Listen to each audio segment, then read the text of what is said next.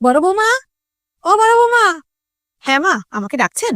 দেখো ছোট বৌমার বাপের বাড়ি থেকে কত সুন্দর গিফট এসেছে। যেমন দাম সেমন সুন্দর। এটাকে বলে গিফট দেওয়া। তোমার বাপের বাড়ির লোক তো জানেই না কি করে গিফট দিতে হয়। এটা সস্তা দামে শাড়ি দিয়ে যায় আমাকে। কখনো এনেছো তোমার বাপের বাড়ি থেকে কোনো দামি শাড়ি? তোমার তো ধারণাই নেই এটা কত দাম হতে পারে। আপনি জানেন না, আমাদের বাড়িতে সবসময় ব্র্যান্ডেড জিনিস ইউজ করা হয়। সে শাড়ি হোক, জুতো হোক, ঘড়ি হোক, ব্যাগ হোক, যেটা হোক না কেন। আর আমরা দেওয়ার সময় সবসময় সবাইকে ব্র্যান্ডেড জিনিসই দিই।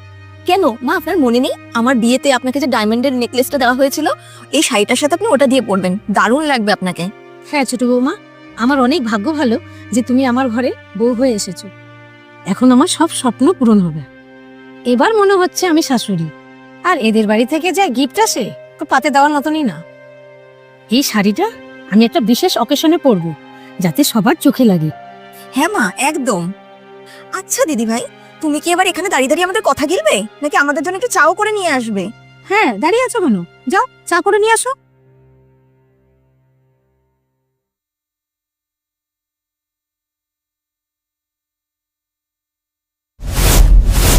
এ বাবা, মা আমি পরিষ্কার করে দিচ্ছি, দাঁড়ান। কোনো দরকার নেই, আমি নিজেই করে নিচ্ছি। ছোট বৌমা দেখো, শাড়িতে একবার ধুলাম কিরকম হয়ে গেল। আপনি না গেও ভূতই থাকবেন। আপনি কি এতটুকুও জানেন না যে এই ধরনের সিল্কের শাড়িগুলো ঘরে ধোয়া হয় না, এগুলোকে ড্রাই ক্লিন করানো হয়? আপনি জানবেনই বা কিভাবে? কারণ আপনি তো ওই বড় বৌমার বাড়ি থেকে আসা ওই সুতির যে শাড়ি, ওই শাড়ি পরারই যোগ্য। আপনি তো এরকম এত দামি সিল্কের শাড়ি কখনো পরেননি। ব্যাস, অনেক হয়েছে সাথী, চুপ করো এবার। কি সব বলে যাচ্ছ তুমি মাকে? এই শাড়িটা তুমি মাকে দিয়েছিলে, এই ক্ষতিটা মায়ের হয়েছে, তোমার কিন্তু কিছু হয়নি। আর সবার তো সব ব্যাপারে নলেজ নাই থাকতে পারে, তাই বলে তুমি এইভাবে বড়দের সাথে কথা বলবে? এটা কোনো ধরন কথা বলার? মানলাম আমরা খুব সাধারণ জামা কাপড় পরি, কিন্তু তাই বলে এই না যে আমরা বড়দের সাথে খারাপভাবে কথা বলি। সেই জ্ঞানটুকু আমাদের আছে। শোনো, মায়ের দুই ছেলে না অনেক রোজগার করে, চাইলেই এর থেকে অনেক দামি শাড়ি মাকে কিনে এনে দিতে পারে। আর তারা যদি জানতে পারে না তুমি মায়ের সাথে এই শাড়ি নিয়ে এমন বাজে ব্যবহার করেছো, তাহলে কিন্তু খুব খারাপ হয়ে যাবে। আর একটা কথা বলবো তোমায়, কিছু মনে করো না।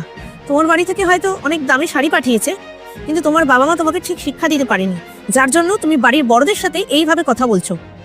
আর বড়দের সম্মান করা না এইসব গিফটের থেকে অনেক বেশি জরুরি। বড় বৌমা, আমার কথায় তুমি রাগ করো না, আমায় তুমি ক্ষমা করে দাও। আসলে আমি শিক্ষা দীক্ষার চাইতে এই দামি দামি উপহারগুলোতে গুরুত্ব দিয়ে ফেলেছিলাম। আমি ভুলে গেছিলাম যে টাকা পয়সার চাইতেও সম্মানটা অনেক মূল্যবান।